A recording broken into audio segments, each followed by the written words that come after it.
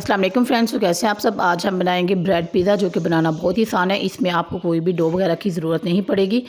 इसको हम ब्रेड से रेडी करेंगे। देखिए कितने अच्छे बने हैं, मार्केट से कई गुना बेहतर हमने इन्हें घर पे रेडी किया है। बहुत ही सॉफ्ट बने हैं, ज़रा भी ये सख्त नहीं हुए। तो चलिए इन्हें बनाना स्टार्ट करते हैं। सबसे पहले हम इधर एक बाउल लेंगे, उसमें मैंने चिकन ली थी, बोनलेस चिकन थी। इसमें हमने डाल दिया था नमक, हल्दी पाउडर, लाल मिर्च का पाउडर, धनिया पाउडर और फूड कलर 1 पिंच के करीब डाल के इसे हमने ओलिव्स के पानी के साथ मिक्स कर लिया था। थोड़ा सा ओलिव्स का पानी डालेंगे जिससे ये बस अच्छे से मिक्स हो जाए। तो ये चिकन हमारी रेडी हो चुकी है कि इसे एक साइड पे करते हैं। फिर मैंने एक शिमला मिर्च ली थी और मीडियम साइज़ की टमाटर ली थी, उसको मैंने बारीक बारीक सा चॉप कर लिया था, वो भी रेडी हो। अब इधर मैंने लिया था लहसुन का पेस्ट, हाफ़ टी स्पून ही हम इसमें डालेंगे और ऑरिगेनो और ऑयल डाल के इसको अच्छे सा मिक्सचर बना के रेडी कर लेंगे। ये भी हम ब्रेड पे अप्लाई करेंगे तो बिल्कुल हमारा मार्केट स्टाइल जो पिज़्ज़ा है वो रेडी होगा। अब 8 अदद लेंगे हम ब्रेड की स्लाइस और इनको एक ढक्कन की हेल्प से सेंटर से हम निकाल लेंगे। ढक्कन थोड़ा बड़ा होता है, ढक्कन ही यूज़ कीजिएगा। ग्लास की साइज़ जो है वो थोड़ा छोटा आता है, नहीं तो आप लोग ग्लास भी यूज़ कर सकते हैं। 8 स्लाइस निकाल लेंगे, फिर हम 4 को जो है वो अलग कर लेंगे और 4 की हम रिंग निकाल लेंगे। रिंग के लिए हम छोटा ढक्कन यूज़ करेंगे और ऐसे ही हम 4 की रिंग निकालेंगे। रिंग भी बहुत ईजीली निकल जाएंगी, बस ढक्कन जो है वो आपका बारीक होना चाहिए। ग्लास वगैरह जो है वो थोड़ा मोटा होता है तो रिंग निकालना थोड़ा मुश्किल हो जाता है। ये देखिए ब्रेड पे ऐसे रखेंगे और एक पिज़्ज़ा की शेप हमारी बनके रेडी हो चुकी है। सारी रिंग्स इधर मैंने निकाली हैं। अब हम बेकिंग ट्रे लेंगे, उसमें एक ब्रेड को रखेंगे, उसके ऊपर थोड़ी सी हम टमाटो केचप लगाएंगे। टमाटो केचप लगा के इसके ऊपर जो लहसुन का पेस्ट बना के रखा था वो अप्लाई कर देंगे। इनको अच्छे से ब्रश की हेल्प से हम फैला लेंगे, पूरी ब्रेड पे अच्छे से फैलाएंगे। अब हम इस पे रखेंगे चिकन का मिक्सचर जो हम बनाते हैं चिकन ब्रेड के लिए। इसकी रेसिपी मेरे चैनल पे मौजूद है, बनाना बहुत ही आसान है। इसको हम मीडियम प्याज, मैदा और नमक के साथ रेडी किया था, थोड़ा सा दूध डाल के। अब इसके ऊपर रिंग रखेंगे और इसको अच्छे से चम्मच की हेल्प से फैला लेंगे।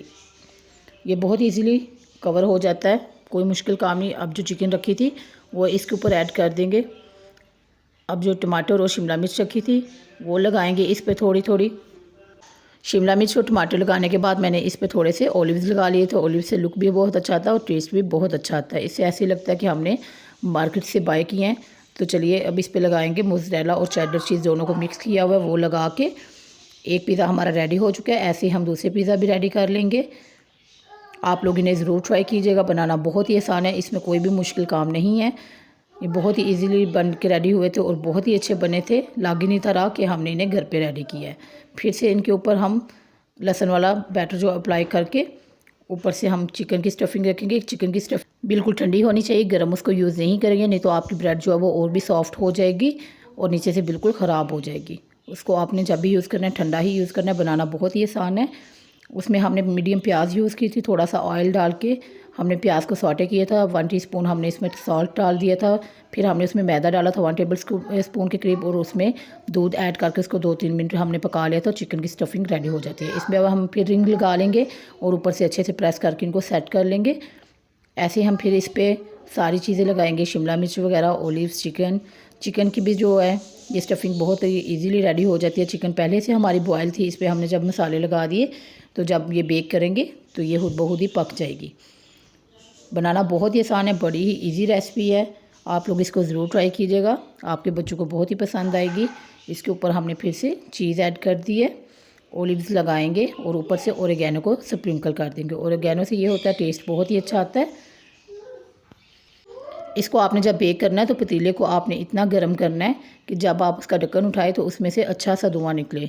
अगर तो उसमें से धुआं निकलेगा तो समझिए कि आपका पतीला बहुत अच्छे से प्रीहीट हुआ है, तो तब आप उसमें पिज़्ज़ा को रख सकते हैं। नहीं तो आप लोग इसे दोबारा से गर्म करेंगे और फिर इसमें पिज़्ज़ा ट्रे रखेंगे। अगर ठंडे पतीले में आप लोग इसे रख देंगे तो ये पिज़्ज़ा हार्ड हो जाएंगे और अच्छे नहीं बनेंगे। मैंने इसे पहले प्रीहीट कर लिया था अच्छे से। मैं आप लोगों को दिखाती हूँ कि आपका पतीला कैसे होना चाहिए। ये देखिए इधर एक साफ़ पतीला मैंने लिया था, लेकिन जब मैं इसे गर्म करती हूँ तो ये ऐसे काला सा पड़ जाता है। इसका मतलब ये होता है कि बहुत अच्छे से प्री हीट हुआ है। अब इसको हम बेक करेंगे तकरीबन 20 minute medium to low flame पे। इसको कवर करके आप लोगों ने रख देना। फिर इसको आप लोगों ने दोबारा चेक नहीं करना, इसको आप 20 मिनट पे ही चेक करेंगे। जब एक दफ़ा हम ढक्कन उठा के चेक करते हैं तो फिर उसकी स्टीम सारी निकल जाती है और जो भी हम चीज़ बेक करते हैं वो ख़राब हो जाती है। ये देखिए नीचे से कितना अच्छा कलर आया है, ज़रा भी जले नहीं और ये इतने अच्छे बेक हुए थे कि ज़रा भी सख्त नहीं थे हुए। लग ही नहीं था रहा कि हमने इन्हें ब्रेड से बनाया, इतने ये सॉफ्ट बने थे। मैं आप लोगों को दिखा चुकी हूँ कि कितने ही नरम थे। इनकी लुक से आप लोग अंदाज़ा लगा सकते हैं ये कितने अच्छे बने हैं। मार्केट से कई गुना बेहतर हमने 15 से 20 मिनट में घर में परफेक्ट सी रेसिपी रेडी किया। आप लोग इसको ज़रूर ट्राई कीजिएगा। वीडियो अच्छी लगे तो मेरी वीडियो को लाइक कीजिएगा, चैनल को सब्सक्राइब कीजिएगा। मिलते हैं नेक्स्ट वीडियो में, तब तक के लिए अल्लाह हाफिज़।